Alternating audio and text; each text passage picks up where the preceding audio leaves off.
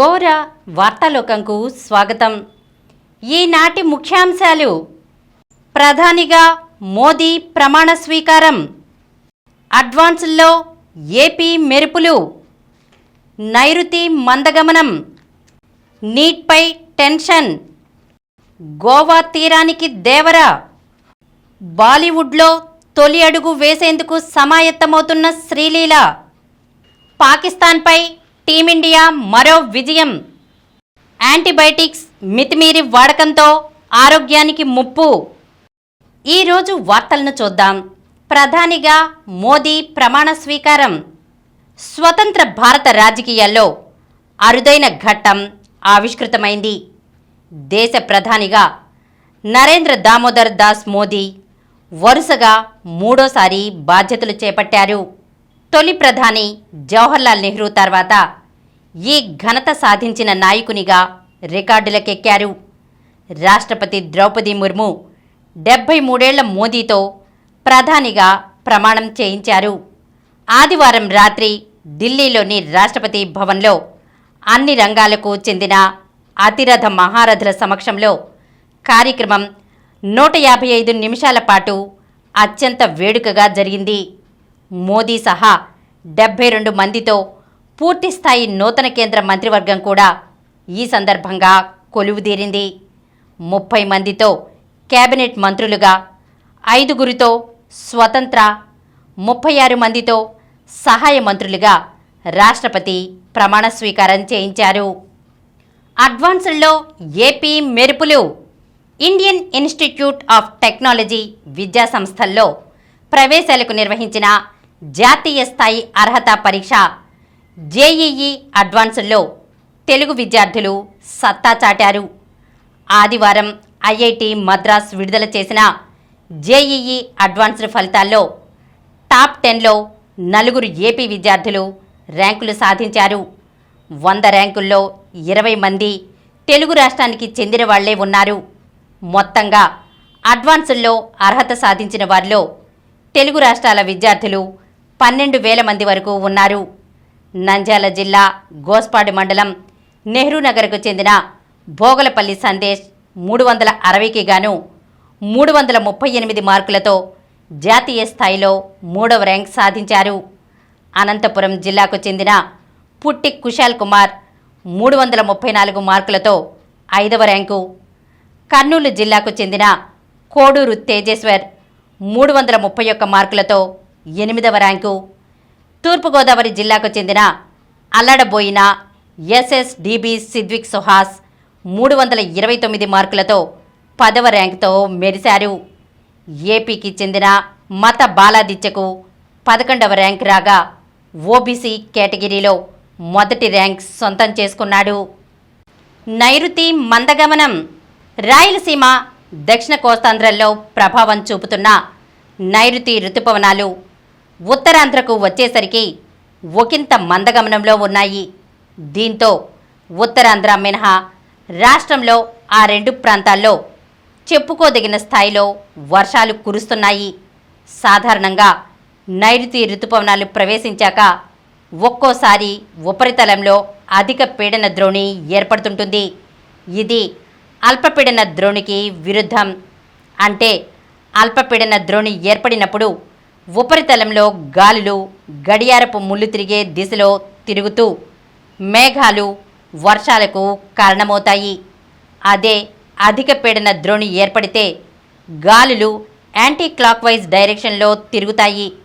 ఫలితంగా అరకొర మేఘాలు ఏర్పడమే కాకుండా సూర్యరశ్మి నేరుగా కిందకు ప్రసరిస్తుంది. దీంతో ఉష్ణ తీవ్రత పెరగడంతో పాటు వర్షాలకు అడ్డంకులు ఏర్పడతాయి. ప్రస్తుతం 2 రోజుల నుంచి ఉత్తరాంధ్రపై అధిక పీడన ద్రోణి కొనసాగుతోందని ఆంధ్ర విశ్వవిద్యాలయం వాతావరణం, సముద్ర అధ్యయన విభాగం మాజీ అధిపతి ప్రొఫెసర్ ఓఎస్ఆర్యు భానుకుమార్ చెప్పారు. దీనివల్ల విజయనగరం వరకు విస్తరించిన రుతుపవనాలు చురుకుదనం సంతరించుకోకుండా స్తబ్దుగా ఉన్నాయన్నారు. దీని ఫలితంగా రాష్ట్రంలో ఇతర ప్రాంతాల్లో వర్షాలు కురుస్తున్నా ఉత్తరాంధ్రలో అక్కడక్కడ తేలికపాటి జల్లులే పడుతున్నాయని తెలిపారు. నీట్పై టెన్షన్. వైద్య విద్య ప్రవేశాలకు నిర్వహించే neat national eligibility cum entrance test పరీక్షా ఫలితాల్లో మంచి ర్యాంకు సాధించిన విద్యార్థుల్లో టెన్షన్ మొదలైంది. ప్రవేశ పరీక్ష సందర్భంగా లోపాలు తలెత్తడం, ఫలితాల వెల్లడి సమయంలో మార్కుల్లో అవకతవకలు జరిగినట్లుగా ఆరోపణలు రావడంతో ఏం జరుగుతుందా అన్న చర్చ జరుగుతోంది. అవకతవకలు జరిగినట్లు భావిస్తున్న అనేక మంది విద్యార్థులు, తల్లిదండ్రులు కోర్టులను ఆశ్రయిస్తున్నారు. దేశవ్యాప్తంగా వందలాది మంది కోర్టుల్లో పిటిషన్లు వేశారు. అసలు నీట్ ఫలితాలు ఇవే ఉంటాయా?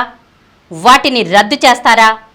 మళ్ళీ నీట్ పరీక్ష ఏమైనా పెడతారా అన్న భయాందోళనలు విద్యార్థుల్లో నెలకొన్నాయి. మరోవైపు నీట్ ఫలితాలపై నేషనల్ టెస్టింగ్ ఏజెన్సీ ఒక కమిటీని ఏర్పాటు చేయడంతో సందిగ్ధ పరిస్థితి నెలకొంది. రద్దు ఉండకపోవచ్చని, దానివల్ల విద్యార్థులు మరింత నష్టపోతారని అధికారులు అంటున్నారు. గోవా తీరానికి దేవరగా థియేటర్లలో సందడి చేసేందుకు సమాయత్తమవుతున్నారు ఎన్టీఆర్. ఆయన కథానాయకుడిగా నటిస్తున్న ఈ పాన్ ఇండియా సినిమాని కొరటాల శివ తెరకెక్కిస్తున్నారు. ఎన్టీఆర్ ఆర్ట్స్, యువసుధ ఆర్ట్స్ సంస్థలు నిర్మిస్తున్నాయి. జాన్వీ కపూర్ కథానాయిక, సైఫ్ అలీ ఖాన్ ప్రతినాయకుడిగా నటిస్తున్నారు.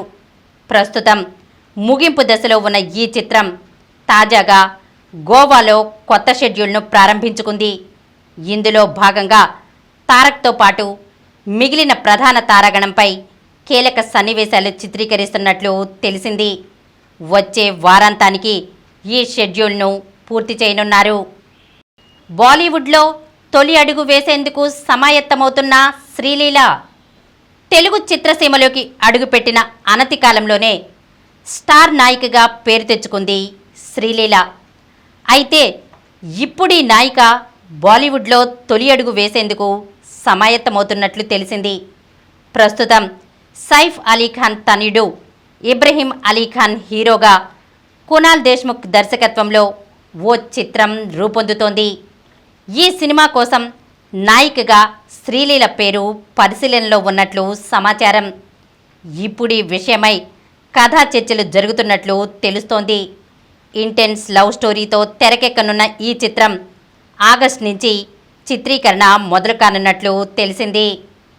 పాకిస్తాన్పై టీమిండియా మరో విజయం. పాకిస్తాన్తో ప్రపంచ కప్ పోరు. భారత్ చేసింది 119 పరుగులే. బ్యాటింగ్కు అనుకూలించని పిచ్ అయినా సరే ఈ మాత్రం స్కోరును కాపాడుకోవడం కష్టంగానే అనిపించింది. లక్ష్యం ఎదురుగా కనిపిస్తుండగా పాక్ నెమ్మదిగా అడుగులు వేసింది. 12 ఓవర్లు ముగిసేసరికి బంతికో పరుగు చొప్పున 72 పరుగులు వచ్చేశాయి. మిగిలిన 48 బంతుల్లో చేయాల్సింది 48 పరుగులే. చేతిలో 8 వికెట్లున్నాయి. కానీ అప్పుడు ఒక్కసారిగా మ్యాచ్ మలుపు తిరిగింది. పాండ్యా, బుమ్రా బౌలింగ్ దెబ్బకు పాక్ పరుగు తీయడమే గగనంగా మారిపోయింది. ఒక్కో పరుగు కోసం శ్రమించి ఆ జట్టు వరుసగా వికెట్లు కోల్పోయింది. అద్భుతమైన ఆటతో ఒత్తిడి పెంచిన భారత్ చివరి వరకు దానిని కొనసాగించింది. ఫలితంగా వరల్డ్ కప్లో మరో విజయం మన ఖాతాలో చేరింది. పాక్పై మనదే పైచేయి అని నిరూపితమైంది. బ్యాటింగ్లో కఠిన పరిస్థితుల్లో కీలక పరుగులు చేసిన పంత్ కీపింగ్లో చక్కటి క్యాచ్లతో గెలిపించాడు. మ్యాచ్ ఏకపక్షంగా సాగకపోయినా ఉత్కంఠకు లోటు లేకపోయింది. వరల్డ్ కప్ మెల్బోర్న్ నుంచి న్యూయార్క్కు చేరినా అక్కడ మన గెలుపు పిలుపు వినిపించింది. యాంటీబయాటిక్స్ మితిమీరి వాడకంతో ఆరోగ్యానికి ముప్పు. స్మార్ట్ఫోన్లు వచ్చాక దగ్గు, జలుబు, జ్వరం, ఒంట్లో నలతగా అనిపిస్తే వెంటనే గూగుల్లో సెర్చ్ చేస్తున్నారు. అందులో సూచించే మందులను మెడికల్ షాపులకు వెళ్ళి కొనేస్తున్నారు. వాటిలో యాంటీబయాటిక్స్ కూడా ఉంటున్నాయి. కొందరైతే మెడికల్ షాపులకు వెళ్ళి తనకొచ్చిన నలత ఏమిటో చెప్పి నేరుగా యాంటీబయాటిక్స్ ఇవ్వాలని అడుగుతున్నారు. ఈ అలవాటు ఆరోగ్యానికి పెను ముప్పు తెచ్చిపెడుతోంది. యాంటీబయాటిక్స్ను మితిమీరి వినియోగించడం వల్ల సూక్ష్మజీవనాశక నిరోధకత సమస్య ఉత్పన్నమవుతోంది. వైద్య నిపుణుల సలహా లేకుండా యాంటీబయాటిక్స్ను ఇష్టారీతిన వినియోగిస్తే వ్యాధికారకాలు రోగనిరోధక శక్తి పెంచుకుని చివరకు ఏ మందుకు లొంగకుండా మరింత బలం పుంజుకుంటాయి. టీకాలు, ఔషధాలు ప్రయోగించినా ఫలితం లేకుండా పోతుంది. ఇలా తయారు కావటాన్ని యాంటీమైక్రోబియల్ రెసిస్టెన్స్ అంటారు. ఏఎంఆర్ కారణంగా ఏటా ప్రపంచవ్యాప్తంగా దాదాపు 50 లక్షల మంది మరణిస్తున్నారు. గత ఏడాది దక్షిణాఫ్రికా, యూకేలో జరిగిన ఓ అధ్యయనంలో ఈ అంశం వెల్లడైంది. కాగా 2050 నాటికి ఏఎంఆర్ కారణంగా మృత్యువాత పడేవారి సంఖ్య 1 కోటికి చేరే అవకాశం ఉందని అంచనా వేశారు. ప్రపంచం ఎదుర్కొంటున్న తొలి 10 ఆరోగ్య సంక్షోభాల్లో ఏఎంఆర్ ఒకటిని WHO సైతం స్పష్టం చేస్తోంది. ఇప్పుడు కొన్ని సంక్షిప్త వార్తలను చూద్దాం. సమాజానికి అండగా ఉండాలి. హైకోర్టు న్యాయమూర్తి జస్టిస్ కృపాసాగర్. సామాజిక సేవలందించే సంస్థలు సమాజానికి మరింత అండగా ఉండాలని హైకోర్టు న్యాయమూర్తి జస్టిస్ విఆర్కే కృపాసాగర్ సూచించారు. విజేత సుమిత్ ప్యారిస్ ఒలింపిక్స్ బెర్త్ ఖరారు. భారత టెన్నిస్ నంబర్ 1 సుమిత్ నగాల్ కెరీర్లో 6వ ఏటీపీ ఛాలెంజర్ సింగిల్స్ టైటిల్ను సాధించాడు. ఆదివారం ముగిసిన నెకర్ కప్ ఏటీపీ ఛాలెంజర్ 100 టోర్నీలో సుమిత్ ఛాంపియన్గా అవతరించాడు. భారత ఫుట్బాల్ జట్టు కొత్త కెప్టెన్గా గుర్ప్రీత్. అంతర్జాతీయ కెరీర్కు రెగ్యులర్ కెప్టెన్ సునీల్ ఛెత్రి వీడ్కోలు పలకడంతో భారత ఫుట్బాల్ జట్టు పగ్గాలను గోల్ కీపర్ గుర్ప్రీత్ సింగ్ సంధూకు అప్పగించారు. విండీస్కు భారీ విజయం. అఖిల్ హుసేన్ స్పిన్కు ఉగాండా 39 ఆలౌట్. 134 పరుగుల తేడాతో జయభేరి. పూజా తోమర్ ఘనత. యూఎఫ్సీలో విజయం సాధించిన తొలి భారతీయ ఫైటర్గా రికార్డు. ఆసీస్ ఆల్రౌండ్ గెలుపు.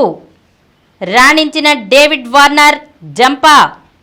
ఆస్ట్రేలియా బ్యాటర్లలో ఏ ఒక్కరు కూడా 40 పరుగులు చేయలేదు. బౌలర్లలో 2 వికెట్లకు మించి తీయలేదు. అయినా సరే డిఫెండింగ్ ఛాంపియన్ ఇంగ్లాండ్ను ఆల్రౌండ్ ప్రదర్శనతో ఓడించింది. గ్రూప్ బిలో శనివారం అర్ధరాత్రి దాటాక జరిగిన పోరులో ఆసీస్ 36 పరుగుల తేడాతో గెలిచింది. టాస్ నెగ్గిన ఇంగ్లాండ్ ఫీల్డింగ్ ఎంచుకోగా తొలుత బ్యాటింగ్కి దిగిన ఆస్ట్రేలియా నిర్ణీత 20 ఓవర్లలో 7 వికెట్లకు 201 పరుగులు చేసింది. Warner, Mitchell Marsh, Head, Stoinis రాణించారు. జోర్దాన్ 2 వికెట్లు తీశాడు.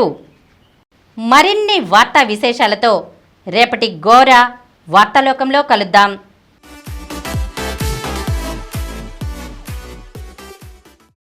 ప్రతిరోజు వార్తా విశేషాల కోసం అనతి కాలంలోనే 20 కోట్ల వ్యూస్ సాధించిన డాక్టర్ సమరం మల్టీ ఛానల్ నెట్వర్క్ సమర్పించు గోరా వార్తాలోకంకు సబ్స్క్రైబ్ చేయండి, లైక్ చేయండి, మీ ఫ్రెండ్స్కి షేర్ చేయండి. అలాగే ప్రక్కనున్న గంట సింబల్ని ప్రెస్ చేయడం మర్చిపోకండి. Please download Samaram Channels app from Google Play Store and watch your favorite channels. Click the bell icon and subscribe to the channels.